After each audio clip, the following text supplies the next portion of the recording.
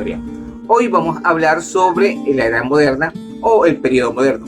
Es un periodo que se inicia con los viajes de exploración, la caída de Constantinopla y hasta el siglo XVIII, es decir, siglo XV hasta el siglo XVIII, con las revoluciones liberales burguesas. Va a ser un periodo que se va a distinguir por ser antropocéntrico, es decir, el hombre va a ser el centro de todo y la razón va a ser el elemento que va a caracterizar a ese periodo.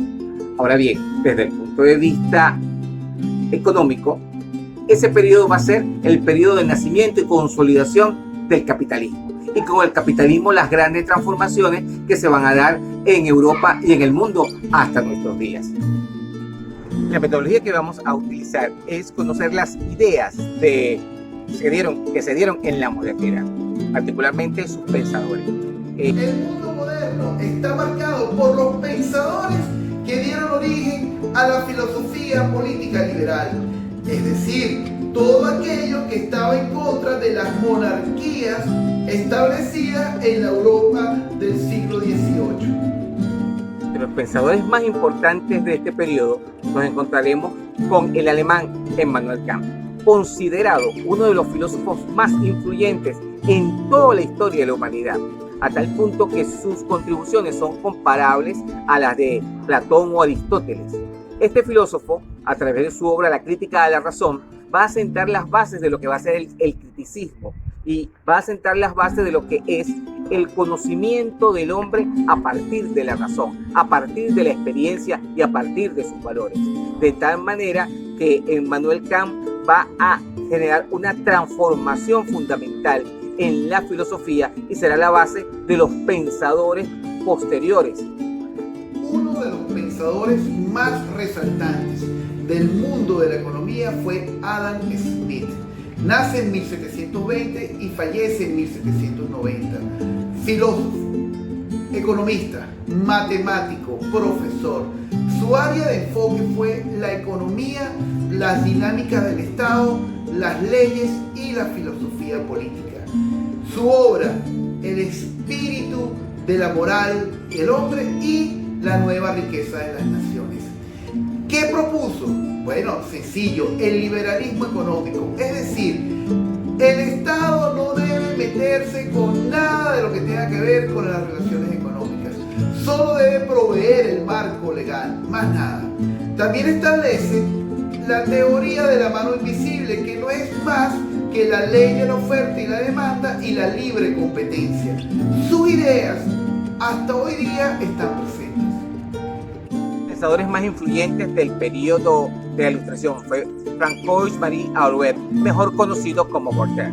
Voltaire, que va a ser un abogado y un filósofo francés, va a ser uno de los grandes ideólogos de lo que van a ser todo el movimiento de Ilustración y por supuesto del movimiento de la enciclopedia y en consecuencia todo lo que va a ser ese fenómeno social que se va a dar en Europa a finales del siglo XVIII. Carlos de Secondán, señor de Brede y barón de Montesquieu.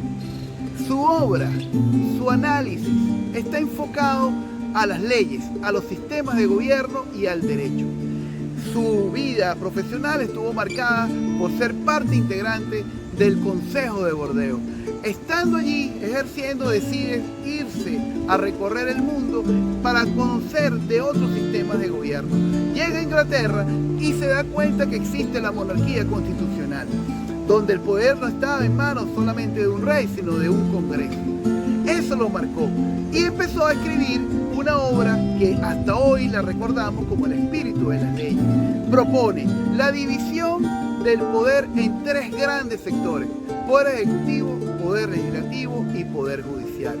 Su contribución hasta hoy día se preserva. Filósofo, historiador, pedagogo suizo, que tuvo una participación importantísima durante todo ese proceso que se dio en Europa en el siglo XVIII. Sus ideas, tanto políticas como pedagógicas, tuvieron una influencia extraordinaria.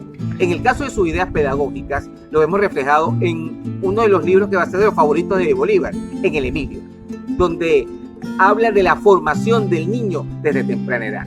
En el campo político, su obra el contrato social va a ser fundamental para lo que va a ser el modelo republicano que se va a establecer, por ejemplo, en 1776 en los Estados Unidos, que va a ser la primera revolución liberal burguesa, y posteriormente en la Revolución Francesa.